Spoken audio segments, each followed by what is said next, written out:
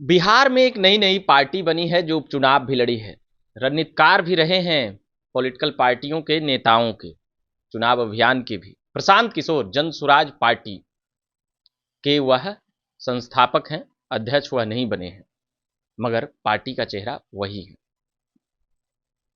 तो हम अभी बात करेंगे वरिष्ठ आईपीएस और पूर्व आईपीएस ही अभी हम कहेंगे अमिताभ दास जी बेबाक बोल के लिए जाने जाते हैं और कई बातें जानते समझते हैं, राजनीति से लेकर आपराधिक मुद्दों पर इतनी बेबाकी से बोलते हैं कि अगर हम बिहार में कहें कि 14-15 करोड़ आबादी है, उसमें दर्जन भर लोग भी नहीं होंगे जो इतना बेबाक बोलते होंगे सभी चीज़ों पर, सरकार, विपक्ष और आपराधिक बाहुबली, इन सभी चीज़ों पर।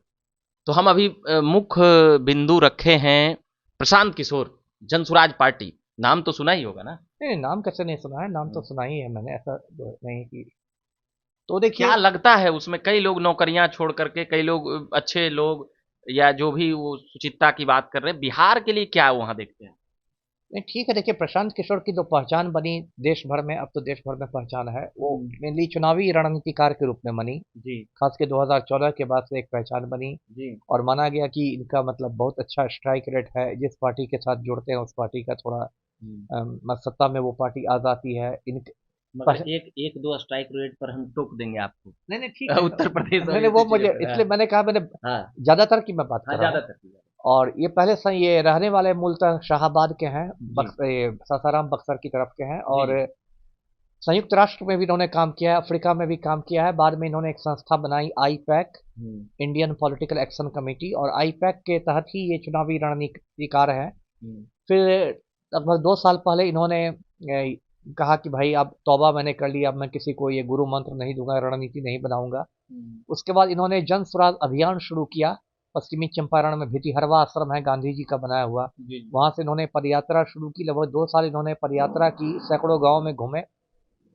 और पिछले साल गांधी जयंती को ही इन्होंने जन स्वराज पार्टी, मतलब एक राजनीतिक दल, उसको हम्म बना लिया। और हम्म, अब इनका कहना है कि 243 सीटों पर हम चुनाव लड़ेंगे। जी बार बार कहते हैं 243, हम्म 242 भी नहीं। हम्म मतलब एकदम एकला चलो रहे हैं, किसी पार्टी से गठबंधन नहीं करेंगे और सबकी सब सीटों पर उम्मीदवार उतारेंगे अगले चुनाव में। हम्म अब देखिए, इस पार्टी के साथ क्या है कि कुछ तो ये पार्टी लोगों के लिए खतरा बन ही गई है, मतलब स्थापित पार्टियों के लिए। जी जी जो स्थापित पार्टियां बिहार में पहले से है, भाजपा है, राजद है, जदयू है, उनके लिए एक खतरा बन गई है। जी तो इसलिए इन पर हमले भी शुरू हो गए। हम्म, तो मैं ये कह रहा था कि प्रशांत किशोर अपने नाम में पांडे सरनेम नहीं लगाते हैं, जी लेकिन फिर भी उन पर लोग हमलावर हो गए, प्रशांत किशोर पांडे, प्रशांत किशोर पांडे कहके। हम्म मतलब एक तरह से उनको ब्राह्मण जाति से जोड़ने की कोशिश की गई और कहा गया कि ये ब्राह्मणों की राजनीति करेंगे। हम्म और कहीं ना कहीं इस वजह से प्रशांत किशोर थोड़ा मतलब रक्षात्मक मुद्रा में भी आ गए। उन्होंने एक दलित को तुरंत पार्टी का अध्यक्ष बनाया,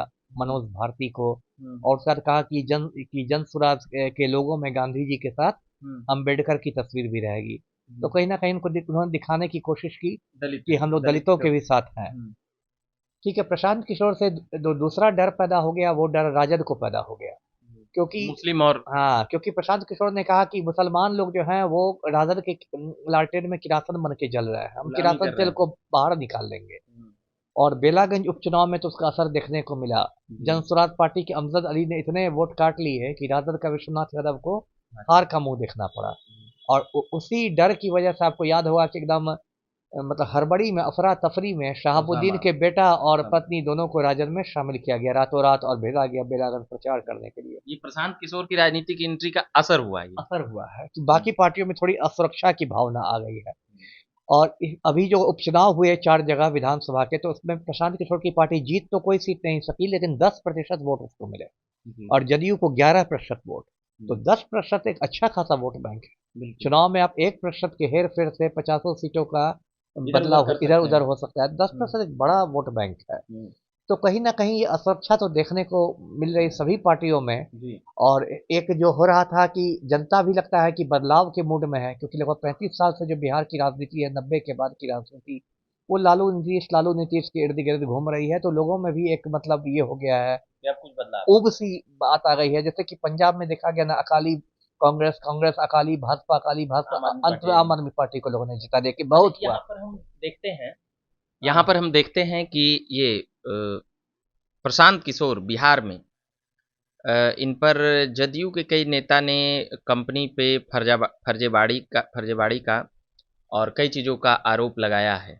इसको कैसे देखते हैं जदयू के? नहीं, वो भी देखिए जदयू की कहीं ना कहीं घबराहट दिखाई दे रही है कि जदयू के प्रवक्ता कह रहे हैं कि आपका अकाउंट नहीं है तो आप इधर से डोनेशन लेते हैं उधर से डोनेशन लेते हैं। अब ये किस मुंह से कहेंगे?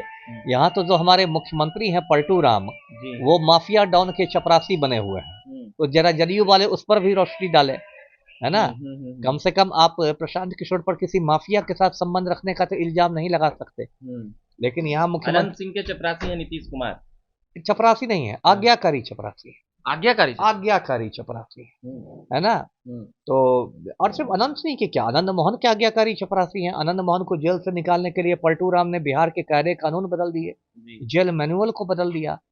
तो जब राज्य का मुख्यमंत्री ही माफिया का आज्ञाकारी चपरासी बना हुआ हो तो इन लोग को प्रशांत किशोर पर बोलने का कोई मुंह नहीं है जी। तो ये बड़ी बात बता रहे हैं। और अभी प्रशांत किशोर के 2025 में असर को लेकर मैं पूछूंगा, 2025 में क्या असर पड़ सकता है या नहीं पड़ सकता है, इसको लेकर हमें जरा। नहीं देखिए, 2025 के चुनाव में अभी लगभग 8 महीने का समय है और 8 महीने तो एक बड़ा समय होता है राजनीति में। राजनीति में तो एक हफ्ते में तस्वीर बदल जाती है जी। 8 महीने में बहुत सारे नए समीकरण बदलेंगे, पुराने समीकरण टूटेंगे, नए मुद्दे आएंगे, बहुत सारी चीजें होंगी। लेकिन आज मैं देखता हूँ कि एक अच्छा खासा वो असर डालेंगे प्रशांत किशोर। एक वो ऑप्शन बन के खड़ा है प्रशांत किशोर कि हाँ हमें चुनो भैया, हम ये काम करने वाले हैं, नहीं करने वाले हैं। हाँ, एक मतलब आप उसकी तारीफ करते हैं? तारीफ सच नहीं कह रहा, लेकिन हाँ ये मैं कह रहा हूँ कि वो स्थापित पार्टियों के लिए एक खतरा बन गए हैं, उनको हल्के से नहीं लिया। अच्छा, क्या भाजपा को उनसे नुकसान नहीं हो सकता है क्या? बहुत बड़ा नुकसान हो सकता है। ब्राह्मण वोट बैंक या हाँ फॉरवर्ड वोट बिल्कुल बैंक कहा बिल्कुल जाता है उधर है। बिल्कुल। और मुस्लिम से राजद को डैमेज। बिल्कुल, इसलिए मैंने कहा कि स्थापित पार्टियां घबरा गई हैं। अगर यहाँ पर ये देखते हैं कि प्रशांत किशोर अगर सीटें न भी जीत पाए तो भी राजनीति में एक अच्छा खासा पकड़ बना लेंगे, जो इन दोनों पार्टियों को बार्गेन करने के लिए बाद में, जैसे नीतीश जी कुछ सीटें लाकर ही, कुछ प्रतिशत मत ही ला करके बिहार में मुख्यमंत्री, तो एक ये अच्छा बार्गेन कर सकते हैं। बिल्कुल। और बिहार के लिए फायदेमंद होगा या नुकसान होगा प्रशांत किशोर? देखिए, होता क्या है कि ऐसे तो कहा जाता है कि बहुत मजबूत सरकार बने तो अच्छा है, लेकिन देखिए आम आदमी के लिए मैंने देखा है कि मजबूत सरकार से ज्यादा अच्छी मजबूर सरकार होती है जी। क्योंकि जब सरकार मजबूर रहती है ना तो वो सबकी बात सुनती है। बहुत मजबूत सरकार होने पर ना अहंकार आ जाता है, उसके बाद वो किसी की बात नहीं सुनती है, उसमें एक तानाशाही प्रवृत्ति आ जाती है जी। इसलिए मजबूत सरकार से बेटर मैं मजबूर सरकार को मानता हूँ। पर नीतीश कुमार तो अधिकारियों के सामने हाथ जोड़ते रहते हैं कि भैया ये कर दो, बोलो तो पैर पकड़ लेता हूँ। वो तो आजकल देखिए थोड़ा उनको तो कुछ, अब क्या मैं कहूँ, थोड़ा दिमागी भी समस्या उनको उत्पन्न हो गई है। प्रशांत किशोर ने तो मांग भी किया है कि नीतीश कुमार के दिमागी स्वास्थ्य की जांच को और रिपोर्ट को सार्वजनिक किया जाए। वो तो अब बेगूसराय में गए पलटू राम, तो जीविका दीदियों से बोलते हैं कि 2005 के पहले लड़की सब कपड़ा पहनती थी है ना। अभी 30 जनवरी को गांधी जी की पुण्यतिथि थी, शहीद दिवस, तो उसमें पलटू राम को जब 2 मिनट का मौन रखना था ताली पीटने लगे थे, तो वो तो उनका असामान्य व्यवहार होने लगा जी। मगर क्या ये और कई आईएएस आईपीएस हों, कई अधिकारी पदाधिकारी हों, रिटायर्ड हों या वर्तमान में हों, एक युवा तो आनंद मिश्रा जी जुड़े हुए हैं, तो कैसे देखते हैं? अभी आनंद मिश्रा वाले पर चीज पर बात करें। नहीं, आनंद मिश्रा मैं दर्शकों को बता दूं ये 2011 बैच के आईपीएस थे, ये असम कैडर के थे और लखीमपुर के एसपी थे। जब उन्होंने इस्तीफा दिया, 150 से ज्यादा इनकाउंटर करने का है। वो संख्या की मैं पुष्टि नहीं करता क्योंकि 150 तो मुझे कुछ ज्यादा ही संख्या लग रही है जी। ठीक है जो हो, लेकिन हाँ असम मेघालय कैडर के थे और उन्होंने अच्छा काम किया। बक्सर के रहने वाले हैं और दोनों ही बक्सर के रहने वाले हैं। हाँ उसी शाहबाद वाले इलाका के। और इनके बारे में कहते हैं कि इनको भाजपा ने कहीं ना कहीं वचन दिया था आनंद मिश्रा को, लेकिन भाजपा ने वचन निभाया नहीं, तो ये निर्दलीय खड़ा हो गए। बक्सर में इन्होंने 50,000 वोट काट के भाजपा का भट्ठा बैठा दिया और उसके बाद ये आ गए हैं जन स्वराज पार्टी में और जन स्वराज के युवा शाखा के अध्यक्ष हैं और अभी तो 100 बाइकर्स के साथ एकदम निकले हुए हैं जन स्वराज युवा संघर्ष यात्रा पर, और मोटरसाइकिल पर पूरे बिहार में मतलब धूल उड़ा रहे हैं। तो ठीक है, अच्छे हैं, अच्छी नियत के साथ आए हैं तो कुछ ये लोग कर सकते हैं।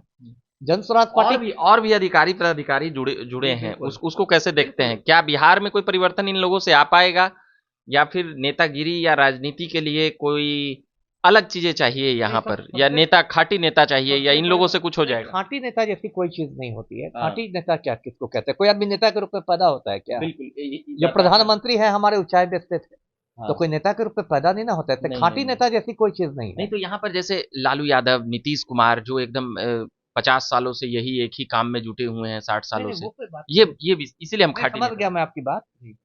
मतलब आपका कहना है कि पेशेवर नेता ये लोग नहीं हैं। हम्म, जैसे मनोज भारती जो अध्यक्ष है वो कोई पेशेवर नेता नहीं है, वो भारतीय विदेश सेवा में थे, जी भारत आईएफएस। के राजदूत थे यूक्रेन में।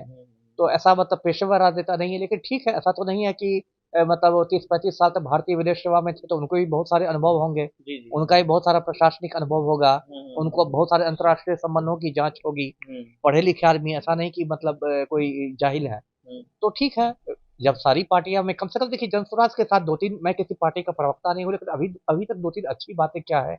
एक तो कोई उसमें ऐसा दागी या माफिया का नाम आप नहीं गिना सकते हैं जो बिहार जी के पार्टियों का एक ये हो गया है। बाहुबली नहीं है। हाँ, कि कोई अनंत सिंह के साथ है, कोई मुन्ना शुक्ला को लेके घूम रहा है, वो नहीं है। दूसरी बात कि उसने मतलब ज्वलंत मुद्दों को केंद्र में लाया है, जैसे जी पलायन का बहुत बड़ा मुद्दा है। जी। तो बिहार में जो एक हो रहा है, बिहार में क्या क्या पूरे हिंदुस्तान में जो हो रहा है, धर्म और जाति की राजनीति की, भाई मस्जिद के नीचे शिवलिंग खोजो, है ना, वो जो एक सड़ी हुई राजनीति हो रही है कि हम वैसा नहीं है कि ये। हम ज्वलंत मुद्दों पर बात नहीं करेंगे, हम शिक्षा रोजगार पर बात नहीं करेंगे, हम तो मस्जिद के नीचे शिवलिंग खोजेंगे। हम्म। तो वो जो सड़ी हुई सांप्रदायिक राजनीति होती है, उस टाइप की राजनीति जनसुराज नहीं कर रहा है, कम से कम अब तक बिहार नहीं कर रहा है। बिहार ये उम्मीद लगाए। आपके कहने का मतलब वो बिहार ही प्रशांत किशोर से उम्मीद लगा सकते हैं, ये थोड़ी बात। बहुत, थोड़ी बहुत उम्मीद। थोड़ी बहुत, ज्यादा बहुत नहीं नहीं लगाना नहीं, है। बहुत ज्यादा नहीं लगाना है, मतलब ज्यादा ठगा जाएंगे। ज्यादा तो मतलब कि हिसाबे से शराबबंदी पर वो तो बोले कि हम दारू खुलवा देंगे, तुम लोग नहीं टेंशन नहीं मत लो। नहीं नहीं इसको कैसे देखते हैं? नहीं, देखिए शराबबंदी का तो ये है कि जिस स्थिति 122 सीट दो दो तिहाई हम 1 घंटा में 5 मिनट में खोल देते हैं। नहीं नहीं, दारू आज खुलवाने के लिए दो तिहाई चाहिए ही नहीं, वो तो हाँ, सामान्य बहुमत से ही खुलवा देंगे, एक सौ वो बाईस कोई में। संविधान संशोधन थोड़े है। हाँ, वो सामान्य बहुमत से खुलवा देंगे। वो बात मैंने देखिए, जिस स्थिति में दारू बंदी बिहार में हुई है वो तो एक मजाक बन गया है। जी। 2016 से बिहार में नशा बंदी है, नहीं 9 साल से। प्रशांत किशोर की बातों को कैसे लेते हैं नहीं यहाँ नहीं, पर? वो खुलवा तो देंगे, उसमें मैं नहीं कह रहा, प्रशांत किशोर का की जो बाकी संकट है। उनके इस फैसले पे सर, फैसले नहीं नहीं, क्या ठीक ये है, सही ठीक है, आज की खुलना तारीख, चाहिए। हाँ, आज की तारीख में जो है दारूबंदी वो तो हाँ, मजाक बन गया है। उससे अच्छा खुल जाना चाहिए आप लोग। आप हर साल 20,000 करोड़ का आपको राजस्व घाटा हो रहा है। 20,000 करोड़, कई लोग हाँ, 5,000 करोड़ नहीं बताते नहीं, हैं। और आप शराब माफिया फल फूल रहा है, तो ये कौन सी दारूबंदी हुई? ये तो वाकई ना बिल्कुल खुदा बिल्कुल मिला ना बिल्कुल। बिसाले सनम है। न है घर ना, के रहे न घाट के। कुछ नहीं आपको यहाँ मिला दारू है। भी लोग पी रहा है, सरकार को फायदा भी नहीं हो रहा है। जिसको यूपी, दारू पीना है वो झारखंड, पी रहा है। नेपाल, बंगाल इन सभी के पास जिसको पैसे दारू जा रहे पीना है पी रहा है, शराब माफिया फल फूल रहा है ना, हैं। और सरकार को घाटा हो रहा है, तो ये तो बिल्कुल मतलब फेल हो गई है नशाबंदी। चलिए, सरकार को घाटा हो रहा है शराबबंदी से, यह कहना था पूर्व आईपीएस अमिताभ दास जी का। और कई बातें प्रशांत किशोर से जुड़ी हुई बातें हमने की। प्रशांत किशोर भी बोले 122 ला के दीजिए, फिर देखिए स्कॉच साथ में पियेंगे, और ऐसा एकदम पूरा एकदम बातें, ब्रांड भी बता दिया ब्रांड भी।